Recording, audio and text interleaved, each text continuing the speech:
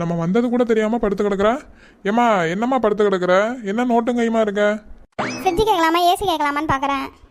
கேட்க போறியா? எங்க போய் கேட்க போற? அதான் வீடு வீடாக வந்து ஓட்டு கேட்குறாங்கல்ல, அவங்க கிட்ட தான். லூசாடி நீ அவங்க கிட்ட கேட்டா எப்படி கிடைக்கும்? இப்போ கவர்மெண்ட்டு நிறைய பெண்களுக்குன்னு சலுகை தராங்க.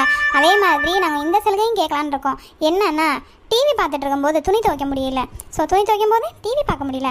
அதனால் எங்களுக்கு ஒரு வாஷிங் மிஷினும், நாடகம் பார்த்துட்டு இருக்கும்போது ரொம்ப வேர்க்குது இந்த வெயில் காலத்தில், அதனால் ஏசியும் கேட்கலான்னு இருக்காங்க. அவங்களும் ஃப்ரீயா கொடுத்து பழகிட்டாங்க, நீங்களும் வாங்கி பழகிட்டீங்க. உங்களை திருத்தவே முடியாதா? நாங்களா கேட்டோம், அவங்களா கொடுத்தாங்க, நாங்கள் வாங்கிக்கிட்டோம். இந்த டைம் நாங்கள் ரெக்வஸ்ட் கொடுக்குறோம், அவங்க அதை நிறைவேற்றுறாங்கன்னு பார்ப்போம். சரி, இதே பொருள்லாம் நீ கடையில் போய் வாங்கினா வாரண்டி கேரண்டி எல்லாம் இருக்குமா?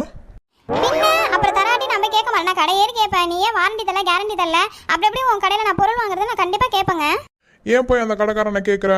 ஏங்க காசு கொடுத்து வாங்குற ஜாமா அப்புறம் கரெக்டாக வேணா அவனை கேட்க வேணாமா?